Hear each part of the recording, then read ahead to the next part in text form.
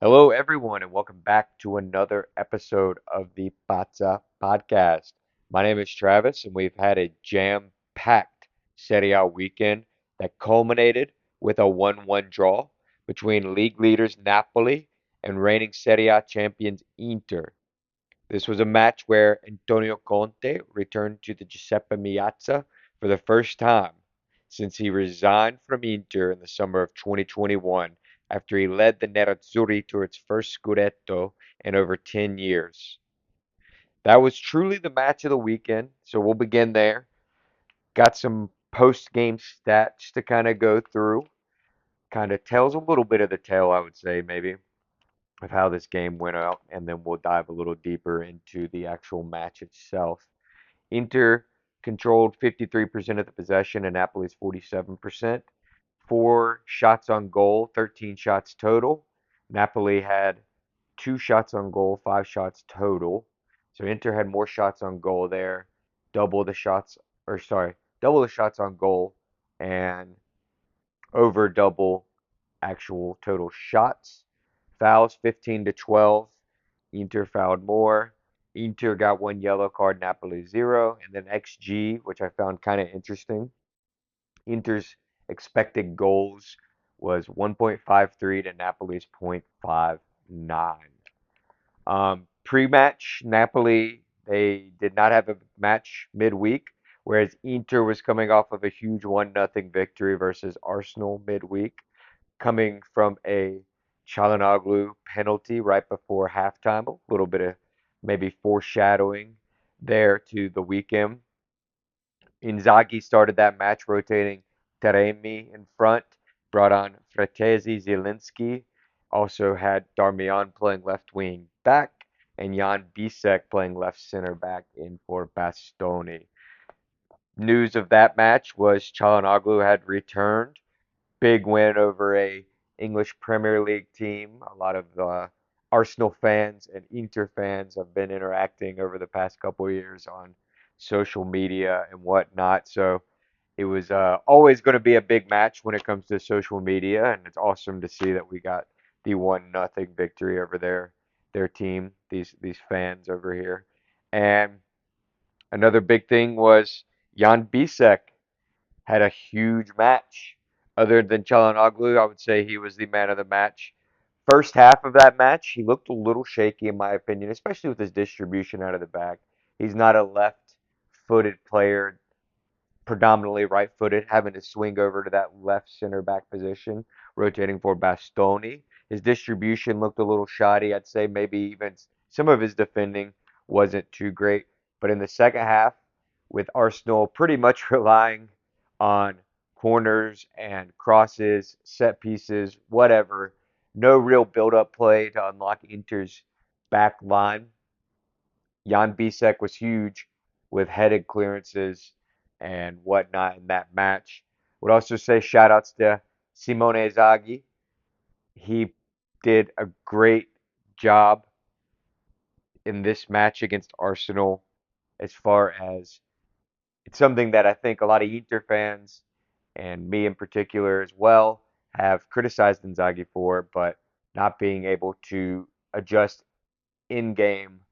And towards the end of the match, we could see how the game was going. Inter's players were already sitting back in a shell, low block, not gonna, I mean, really, I guess, wearing themselves out physically defending.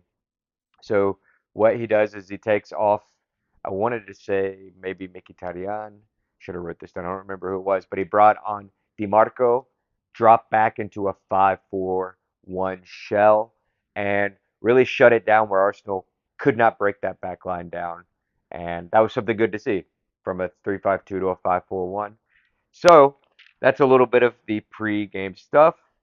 And we'll start with the lineups as well. Jan Sommer in the back, Benji Pavard, Acerbi, and Bastoni makes up the back three. Dumfries, Barella, Çalhanoğlu, Mkhitaryan, and Dimarco coming across the midfield five with Thuram and Lautaro up top. Napoli started with a 4-3-3 with Meret in goal. There was Di Lorenzo, Rahmani, Bongiorno, and Oliveira in their backline. Anguissa, Billy Gilmore, Scott McTominay in the midfield, Matteo Politano, former Inter player, Romelu Lukaku, former Inter player, and Cavaradonna made up the top three. So, getting into this game was kind of a cagey first 15 minutes. Both teams were really filling each other out at this point. First, probably real opportunity of the match came to Kvaratskhelia for Napoli, and we saw somehow was I don't want to say somehow he turned in the midfield and found a great ball to Kvaradona, Kvaratskhelia. We'll go by Kvaradona. That's easier to pronounce his nickname, and it's something we've seen time and time again. If you're an Inter fan, he was able, and this is Cavaradona's game, regardless, but was able to pick the ball. Wouldn't say it was too deep. It was just above into his own attack or into the attacking half for him, Inter's defensive half, and was able just to drive all the way until he got into our box. Opened up with his right foot, something he loves to do from time and time again, cutting in from that left side. Luckily, it bounced off Benji Pavard's hamstring area, and it was a pretty straightforward sign from Sommer. But it seemed like, oh goodness, we're gonna have Cavaradon now to worry about the whole rest of the game. He's gonna be a huge X factor from this 15th minute chance on. And again, it was something too easy. I would like to see maybe Barella track back a little more or Pavard step forward a little quicker or sooner to kind of stop that run into the box. Because that, in my opinion, that's a goal we've seen Cavaradonna score, Kvaratskhelia, and he poses that threat. He's one of the few Napoli players going forward that pose a threat like that. But right after that, 17th minute, beautiful chance for Inter.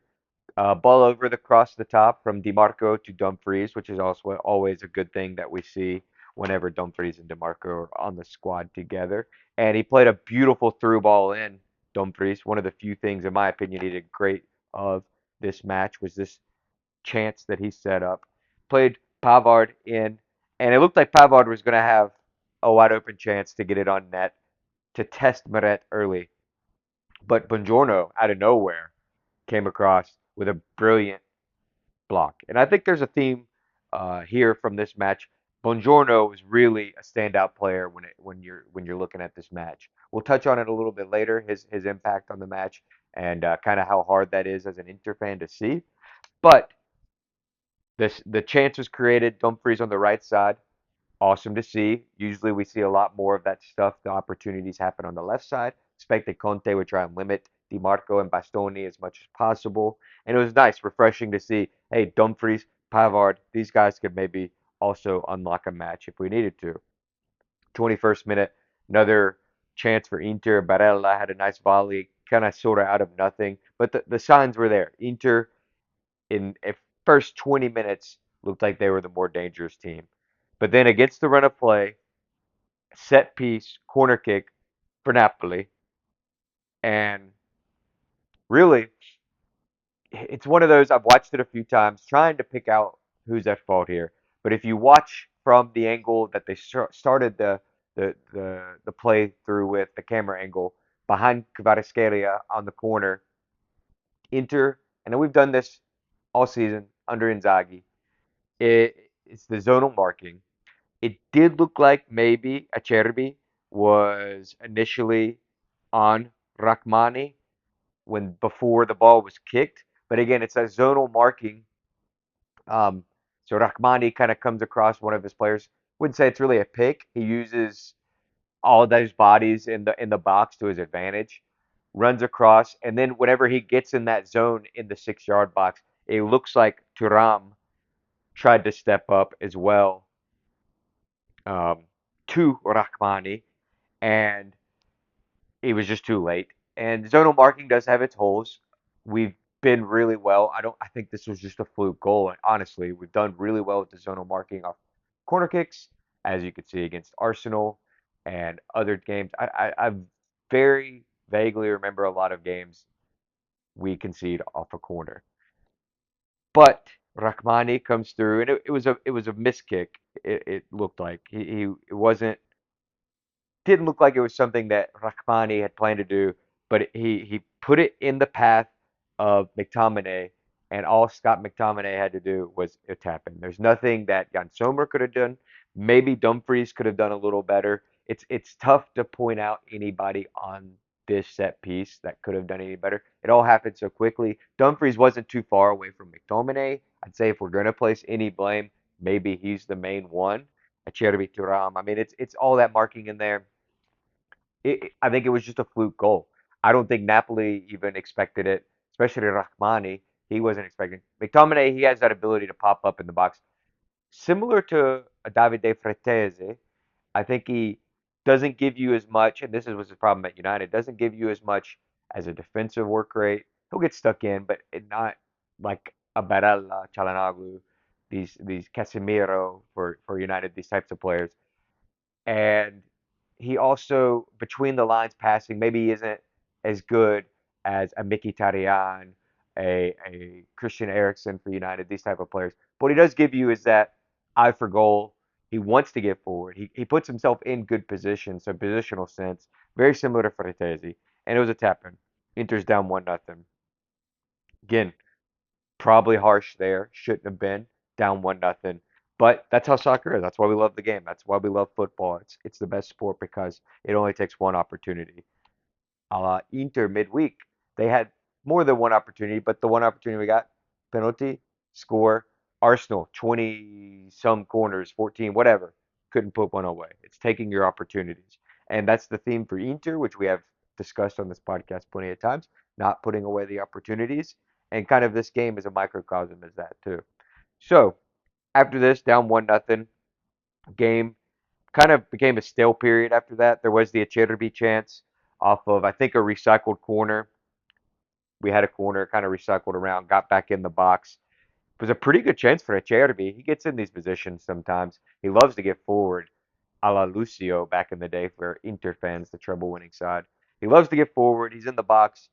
Pretty good volley, in my opinion. Angle was tight, but at least he put it on goal.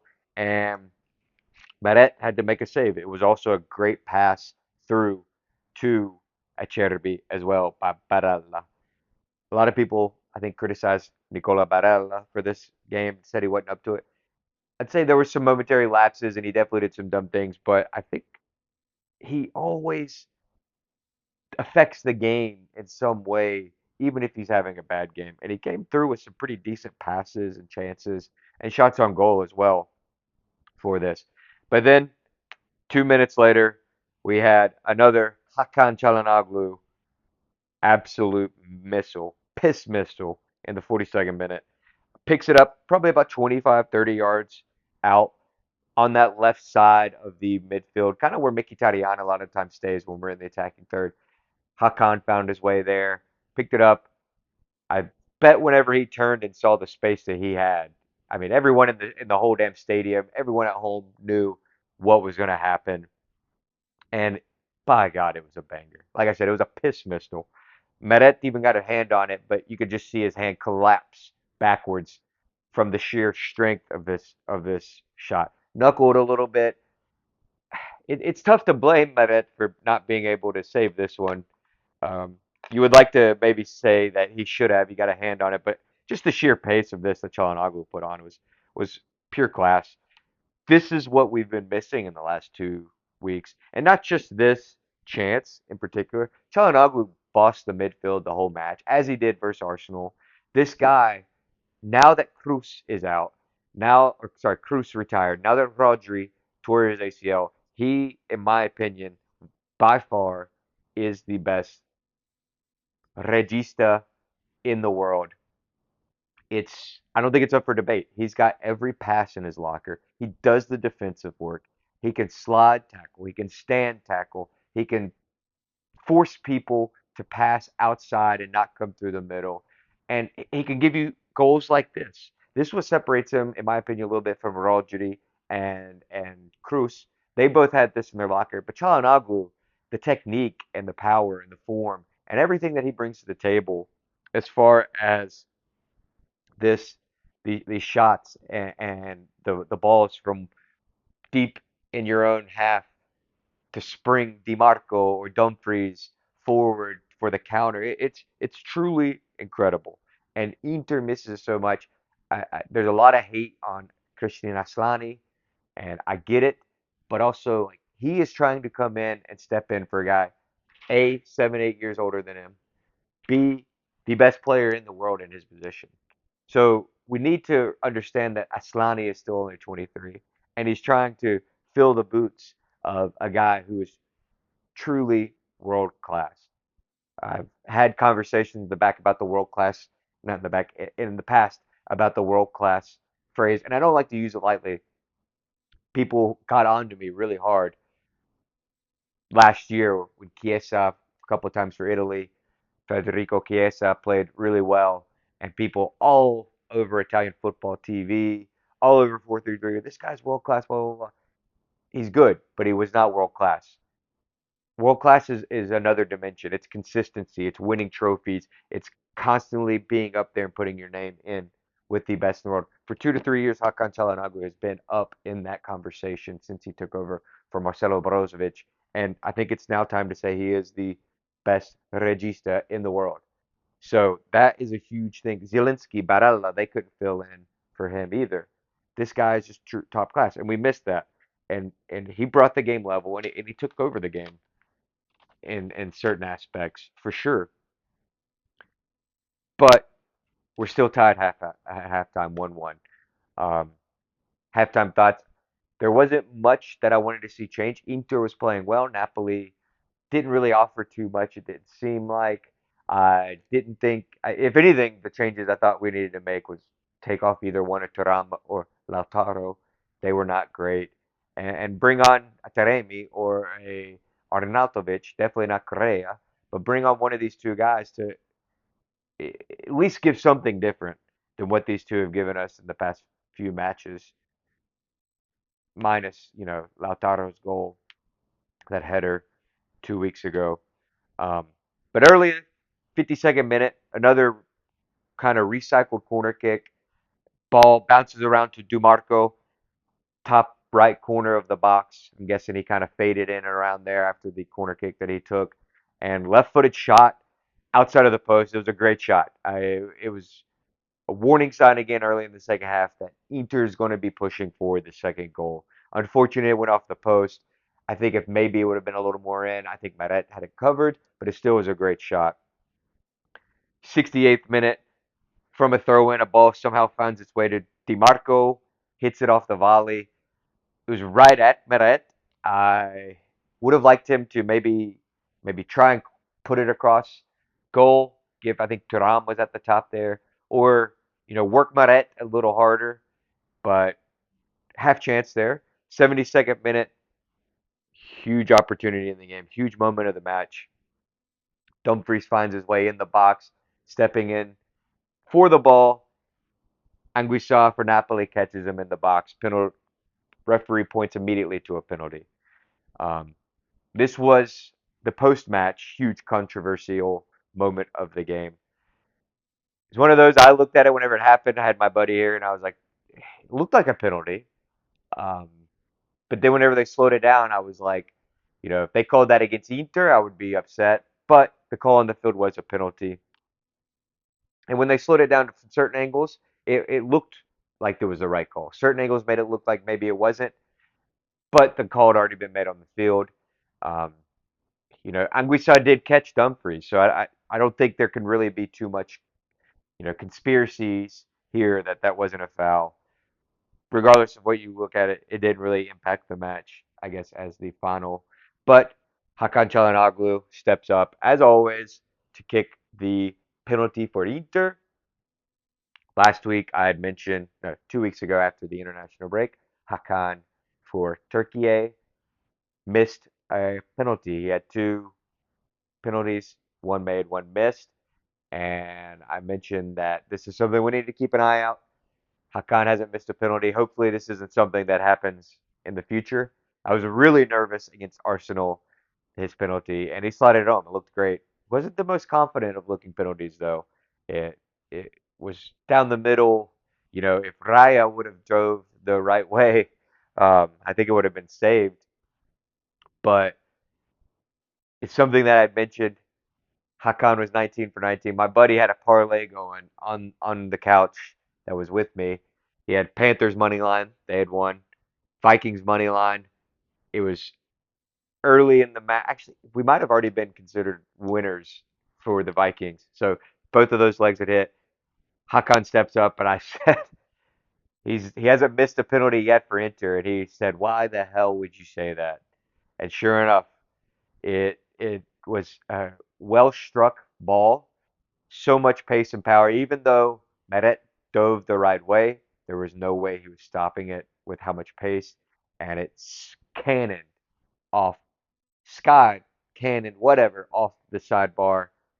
And Bonetti, the commentator in Whittingham, both were dumbfounded. A, that Hakan had missed, and B, the ball was hit with so much pace. When it hit off the bar, it almost made it all the way back to midfield for a throw in.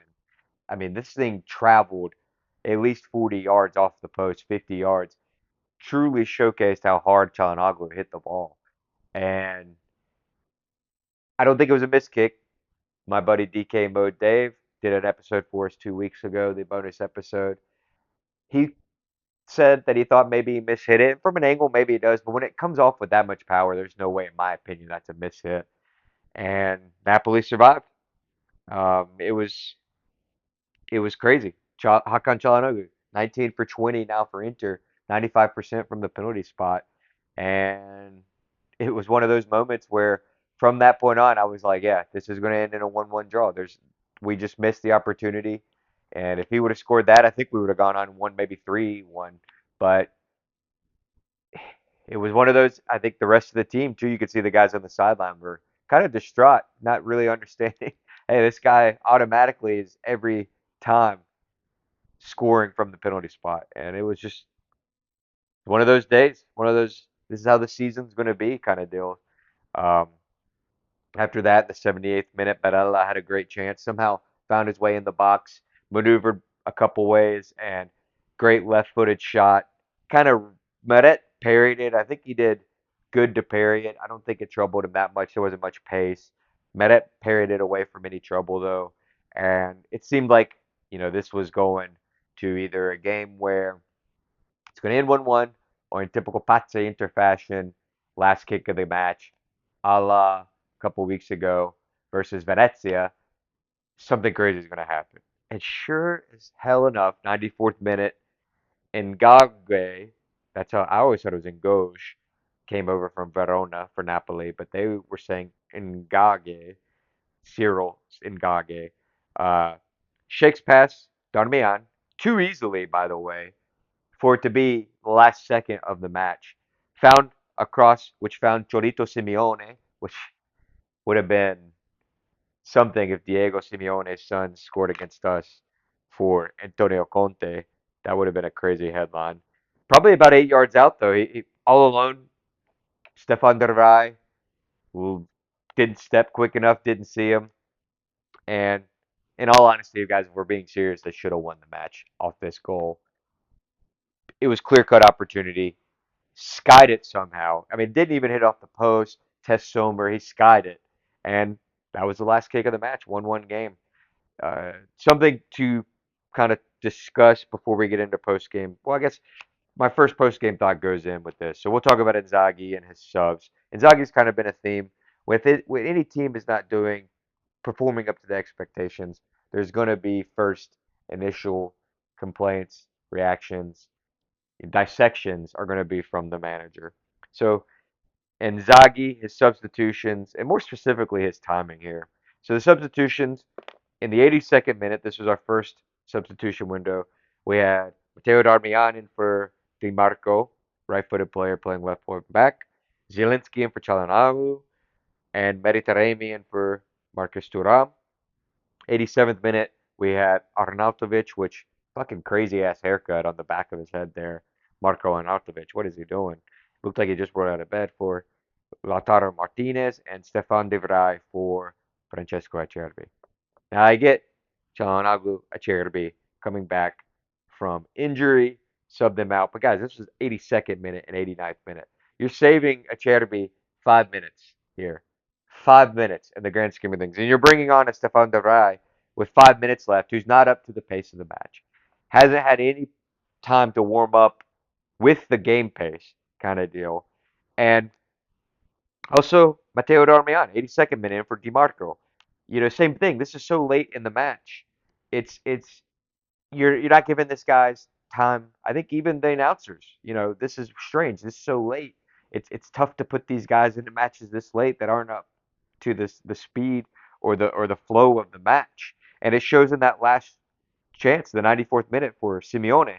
De Vrij and Darmian, the two subs, you could tell like they didn't know they weren't up for the pace. Ngauge, Ngoj, however you pronounce his last name, he turned Darmian way too easily. De Vrij, way too late stepping to Simeone in the box there. And that would have been completely on Inzaghi if we would have gotten out of there with 0 points. Completely on Inzaghi, just based off these substitutions. Now, I'm all right with Darmian coming in for DiMarco. I'm all right for Zielinski coming up for Çalhanoğlu. Çalhanoğlu's coming off playing a lot midweek, coming off an injury. Why the 82nd minute, though? I'm all right with Taremi coming in for Turam. I'm all right with Arnautovic coming in for Lautaro. Again, what impact, though, is Arnautovic or De Vrij going to have in the 89th minute? Arnautovic, I get, maybe you're going to waste some time. I don't know. That's really bothered me. This match was, I sat back and relaxed a couple days too and thought about it and how lucky we are to have Inzaghi, Simone Inzaghi. He's been our best coach outside of Mourinho, in my opinion, that we've had probably since, Helenio Herrera from La Grande Inter, um, in the 60s. He's great. So I hate nitpicking him, but stuff like this just makes it tough. And while I don't think, Mourinho is in that God status, I liken him for Inter fans, kind of like how Maradona is for Napoli.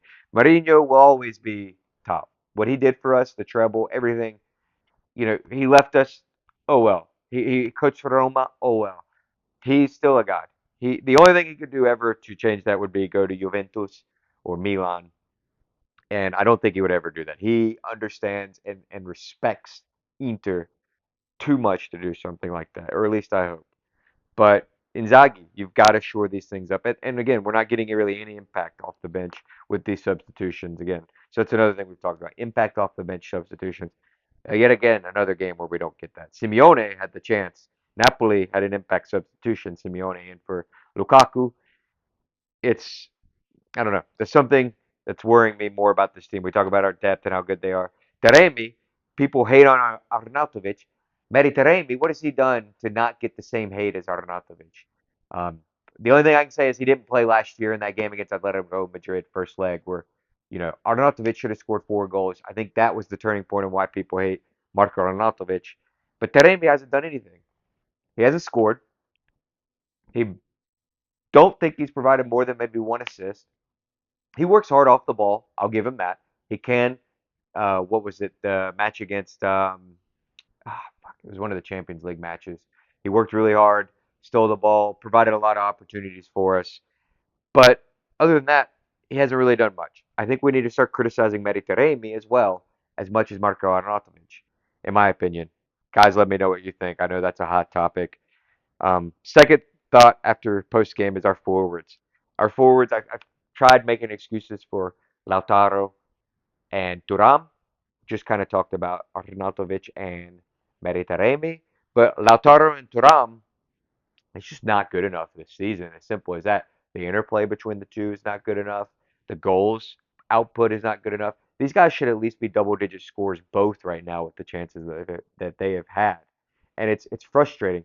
Lautaro even is that guy who always works his tails off, and even his effort I'm having to question. I feel like in the last few games, which I don't want to have to do. This is Lautaro Martinez. This is our captain. His effort should never be questioned and I'm not gonna mention it anymore because I it might just be a blip on the radar. Hopefully, it doesn't become a trend. But we've got to get more output from our forwards. That was a big thing I thought post game. Another thing that stood out to me, um, Francesco Recerbi pocketed Lukaku yet again. How good is this guy versus big, strong target center forwards? He constantly shuts them out, time and time again, each game. Vlahovic, not this year, but obviously in the derby this season, but because he was out for injury. But time and time again, he's pocketed him. Erling Haaland twice. Lukaku, ever since he's left, Lukaku cannot sniff Inter's goal with a Cherby on him. That's the difference between him and De Vrij. De Vrij is not that guy who's going to battle in there and doesn't relish that fight and battle. I think that's honestly why Cherby prays pre-match. He does that exaggerated, crazy prayer before match. It's got to be because he's like, I'm about to go to battle, and he loves it. De Vrij is not that kind of guy. Great to see a Cherby back. Played great. Pocketed Lukaku. It was a great welcome also back for Lukaku. The fans cheered, or not cheered, jeered and whistled at him the whole game. It was great to see. And then my last thought, how good is Buongiorno for Napoli? This center back, time and time again, came up with huge deflections, huge blocks, huge clearances. He was everywhere. There was a couple of times it looked like we were getting a clear opportunity. That one on Pavard I mentioned is the first thing, the only one really coming to my mind now. I know they've mentioned him a couple of times, but it looked like Pavard was going to have an easy shot on goal, and Buongiorno comes out of nowhere. This is a guy we were linked to last year. Same with Bremer for Juventus earlier, 2 years ago. And it's infuriating to see that could be our back line right now. We could have Bremer, Buongiorno, and Bastoni back there. I mean, that's two Italians, a Brazilian. These guys, younger. I mean, our back three would be the best in all of Europe by far, more so than they are already. Um, it was a little disheartening. Good. I like the Italian national team as well, the Azzurri. Good for them. Good for me to watch him play like that. Terrible as an Inter fan to see someone we missed out on, someone that's playing now for Napoli. And this is somebody we're going to have to try and break down time and time again moving out. Hats off to Buongiorno. And I guess kind of wrap this up a little bit, this match, and then we're just going to touch on a few the other matches, make this as quick as possible of an episode. But did we deserve to win? I would say yes, we definitely deserved to win. I don't think a tie though was unfair. I mean, Napoli had two clear chances. You could say Cholito's chance in the end, they should have won off that chance. Maybe the fair thing would have been say that would have tied it up, canceled out Çalhanoğlu's miss, his miss, 1-1. We had more of the opportunities. A lot of them were half chances, I think. I do think, if any team did deserve to win, it was Inter. Obviously, I'm a Nerazzurri supporter. I have the bias. I think neutral spectators would probably say the same as well. But a tie is not an unfair result, I think, based on how the game went. Positive from this game for an Inter fan, you know, Çalhanoğlu's back. Not going to go too much deeper again on him. He's the best regista in the world now that, Roger and Cruz are done. Acerbi's back. He's healthy. We got these guys. Benji Pavard, I think defensively has started to come into his own. He still makes a dumb pass here or there, but I think defensively he's starting to come into his own. Bastoni is improving each season, culminating to which I think so far is best season defensively he's had. So I think we're getting back to full strength, getting to where we need to be. We got to get impact off the bench though, moving forward, and we got to put our chances away. And I think we showed another thing that's a positive. We showed we could win against a good team in two ways this week. I guess we're going to incorporate the Arsenal game. We showed we could sit back in a low block against Arsenal and beat a good team. And then against Napoli, we showed we can go on the front foot and create chances and should have won a match against a good team. So we have more than I think we're developing. And again, this international break, time and time again, comes at the worst time. I think next week we would show even more signs of promise. But I think we're slowly starting to get back into form. Hopefully, with how the table is shaping up. And the last positive, Romelu Lukaku, Antonio Conte, they did not come in and get 3 points against Inter. I think that's the most important thing. You ask any Inter fan pre-match, why do you want to win? I think it's to not let Antonio Conte and Lukaku get 3 points against the Inter. Negatives are forwards, zero impact off the bench, and then just the league table now. Um, we could have had a cushion kind of going in that winter period, which is traditionally kind of a down path for Inter, a down period in the winter, mainly after December kind of deal. But now, we got Napoli in 26 points on first place. Inter, Atalanta, Fiorentina, Lazio, 25 points in second place. Brings Juve all the way down to sixth place with 24, and then Milan and Bologna in 18 points in seventh place. Very jam-packed at the top. Um, we'll touch on what Inter might need to do in the winter with how the table is doing. Um, next match, big match of the week. Again, like I said, we had a jam-packed Serie A weekend. We had the Derby della Mole between Juventus and Torino up in Turin, the Turin derby. Traditionally, one of the biggest derbies in Italy. Juve has become the bigger club for sure, but not so long ago. Actually, it wasn't long ago, I guess I should say, that Torino in the 50s were the bigger club in Italy, one of the biggest clubs in Italy. Um, so yeah, big match, a lot of implications. Could Torino get back on track? Juve, can they keep pace with the big boys? Similar stat line as Inter. I think Juve had 53% possession.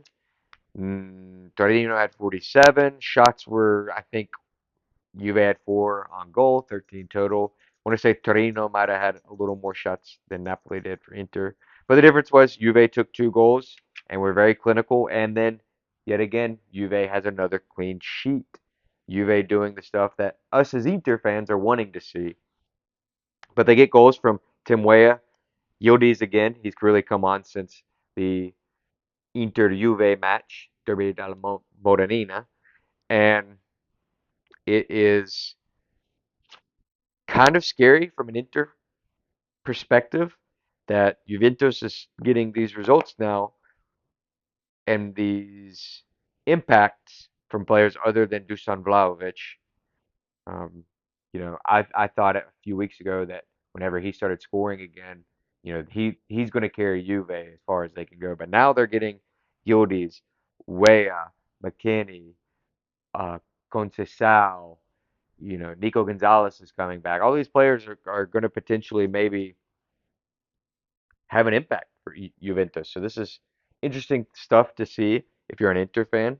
But then Torino, they've lost 7 of their last 8 league matches. They haven't scored in 3 straight games. It's really looking bad. I saw a slide on Reddit showing Torino's first like 5 or 6 games versus their form in the last like 8, and it's two different, completely different teams. Sucks to see Torino. It's been since Zapata went down. He was really, one of their main key components the start of the season. And hopefully, we see Torino stay up, but it's not looking good. But a massive win for Juve. Let's see. We had a crazy match, Milan versus Cagliari. It was a back and forth affair. Zortea for Cagliari opened the match with a goal, and then the headline maker for Milan, Rafael, in the midst of his spat with Fonseca, responded with 2 goals. Second half started with a leveler from Gabriela Zappa early on for Cagliari, followed by a Tammy Abraham tap in. Even though he plays for Milan, I always kind of liked Tammy Abraham. I think he would be a great backup striker for Inter, better than Arnautovic in my opinion. He's always positionally, I think he does well. Might not finish great all the time, but I think positionally he's there and he's a force. He's a big body. He's not as big as Lukaku, but he still is a big body. But Milan in the 89th minute let former Inter Academy player Zappa get his second goal, followed a beautiful cross, and ended the match 1-1. Or sorry, 3-3. 1 point for each team. Awesome to see a former Inter player, Zappa, get the um, get the 2 goals to kind of throw Milan back away from the path, the pile of the big people, big dogs at the top of the table. Um, and how awesome is it, Zappa? A lot of intergraduates playing. Who do you think is the best intergraduate other than DiMarco that's still playing? There's Biraghi, there's Pinamonti. I think Samuele Longo is still playing maybe for Empoli. If you guys want to, not Samuele Longo, Mattia Destro. Who do you guys think is your favorite all time? I like Biraghi a lot. I think he came back to Inter that second time after I think we had him on loan from Fiorentina, and in my opinion, he's a great left wing back. Fiorentina this year started out trying to play him at left center back, and didn't really work out that well. But I like him at a left wing back. I would welcome him back to Inter. Um, Pinamonti, love watching him whenever he scores. And Destro, he was one I thought was going to be top player coming out of Inter's academy. Who else do we have? Any other big names that I can think of? Nothing coming off the top of my head. Esposito, Pio Esposito, doing great for I want to say Cesena in Serie B or Siena. Forget who exactly he is down there with. It's a black and white squad. I don't know why I'm going pulling a blank. Sebastiano Esposito doing good for Empoli, doing decent. Who is your guys' favorite former Inter player? Interesting stuff of note of this Milan game.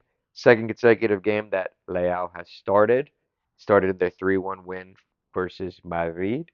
And is him and Fonseca finally okay? It was interesting whenever he pulled him off in the 82nd minute. 7 minutes later, Cagliari levels to the match. So Leao's impact on the match was big. 2 goals. Cagliari, they're 1 point off of relegation. They've got This was their first point in 4 matches. Cool to see Davide Nicola still coaching there. Is one of my favorite managers. 1 point off relegation. If they stay this way the rest of the season, I mean, that's the best manager you can have when you're fighting a relegation battle. So we'll see if he stays around for them. Another big match, Atalanta 2-1 versus Udinese. This was the 6:30 a.m. Sunday match. Interesting thing, Atalanta was down 1-0 at the half. Second half started with the 2 goals. Pasalic, one of my favorite players for Atalanta. He kind of reminds me of a McTominay or a Fratesi. Good midfielder that needs to be playing closer towards goal. He pops up with those goals from time and time again. And then Isaac Toure, own goal for Udinese early in the second half. Atalanta, last 6 league games, 20 goals for, 3 goals against, 0 losses. They are the hot team in the league right now. It's crazy that we beat them 4-0. It's crazy with Scamacca being injured, not even starting Retege some matches, what Gasparini is able to do. It's funny every year, CBS Sports, ESPN FC, Bleacher Report, all these people want to talk about Gasparini, is he underrated, blah, blah, blah. Guys, he's been doing this for Atalanta for 4+ years now. He did it for Genoa before he came to Inter. His only blip, it really is, if you look, his time at Inter. That Genoa team was not great either, and he was getting results out of them. Gasparini is not underrated. I think the only place he's underrated is people who don't watch Serie A.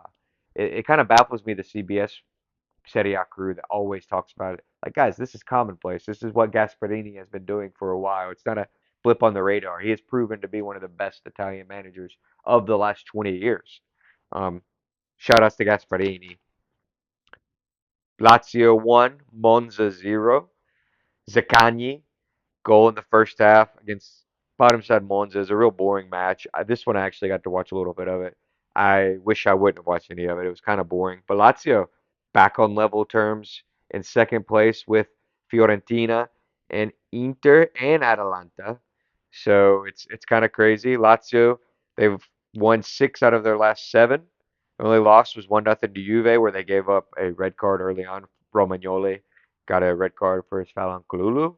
Marco Baroni doing a great thing. These managers in Italy are great. They're red hot. They're one of the hottest teams in the city, if not the entirety of Europe. And then the last match we'll kind of dive deep on is not really deep, but give you a little information. Roma falling 2-3 to Bologna.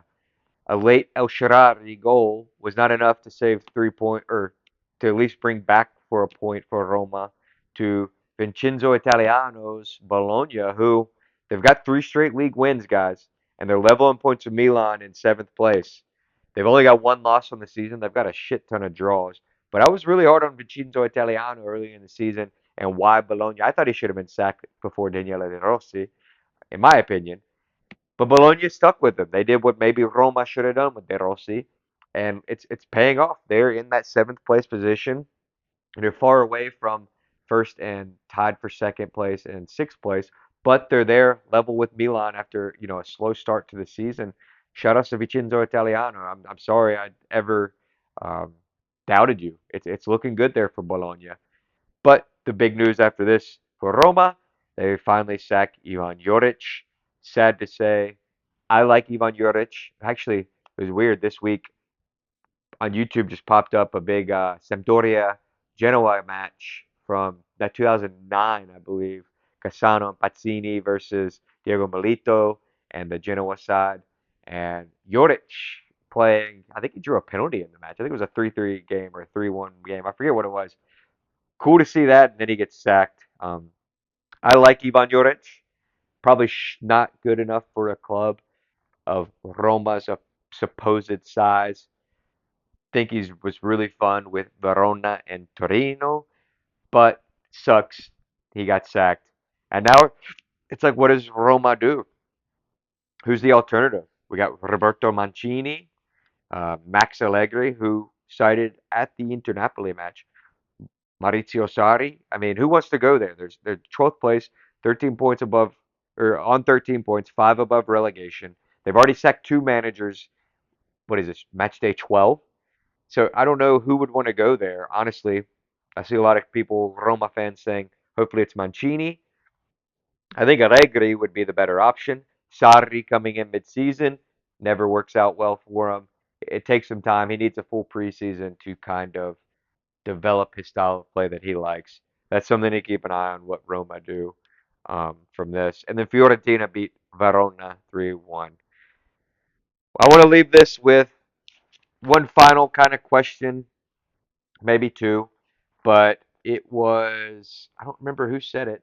Well, I guess Paulo Fonseca for Milan after they beat Madrid 3-1 midweek came out and said controversially that playing Monza for Milan is actually more difficult than playing 14, whatever, how many Champions League, reigning Champions League winners, Real Madrid.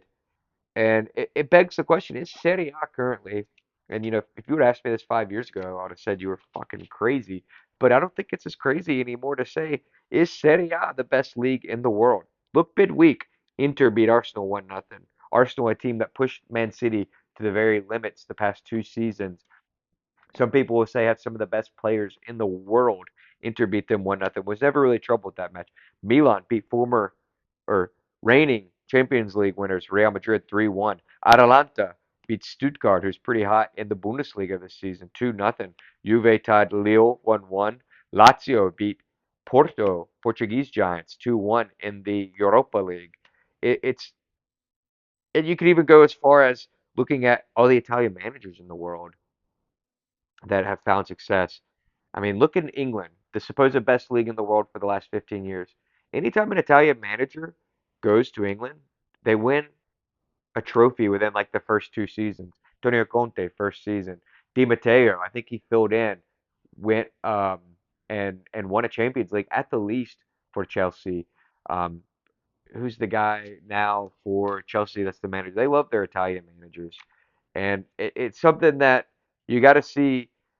Italy, Euro 2021 winners. I guess you could say Euro 2020, 2021 was when it was played. Inter 2023 UCL semifinal or UCL finalist.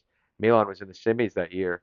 And the league table, I mean, six teams are within 2 points of each other. It's absolute madness. The style of football is a lot more different in Italy than it used to be in Serie A. The Serie A that I grew up watching, it's still just as tactical. I think Italian managers just it's the league that I think the managers have the most impact in the world is the Italian league, and the level of thought and the dissection that each of these managers have. I mean, these games are each week, week in and week out, are crazy matches in Serie A. Really tough to predict. And when these Italian teams are now going to Europe. They're not fearing these other European competitions. When Inter first made it back to the Champions League, I remember being so scared when we traveled to Wembley to play Tottenham. And it was, I think the rest of the fan base would have said the same thing. I bet when Milan came back into the Champions League after missing for a while and finally went to the, played games in Europe, I bet their fans were scared. I bet the players, we no longer have this fear in Italy anymore. We know we have the best coaches. Great players are coming to Italy now, and it's really refreshing to see. And I don't think it's far off to say that Serie A is the best league in the world. If it's not yet, it will be soon. Let me know what you guys think in the comments. Whatever. I think it's an interesting conversation to have. And then the last thing I want to touch on is we've mentioned it before, having a captain as your center forward. What do you do when he's not scoring goals, like Lautaro is right now? Never been a problem because Lautaro has always given his effort, but it does beg that issue. Like, do you bench your captain? What I mean, I know we got Barella on the field, but like Lautaro is our captain. He's our number one captain. He's somebody that's very important to the team. He's always given his most for Inter. But I think at this point, like we have to kind of maybe see what Taremi or Arnautovic can do from the start in a run of games. It's at that point. It sucks. But let me know what you guys think. Do you think Lautaro needs to sit for a couple matches and rest? Last thing too, this was just announced before I got on. Jan Bisek extended with Inter through 2029. So a big, big contract signing. It seems like Marotta and the Oak Tree Group is wanting to get business done sooner than later with these contracts. We'll see how it keeps rolling. Guys, I appreciate all the support. We're up to like 13, 15 listens each time I put one out. Really appreciate the support. I'm going to work on, I know I've said this, but work on getting uploads to YouTube, hopefully iTunes, work on getting a new microphone, want to get more interaction with the fans and not just, well, I'm not saying fans of me because I know I don't have any, but Inter fans in general. And really appreciate the support. Thank you guys for so much. And as always, Forza Inter.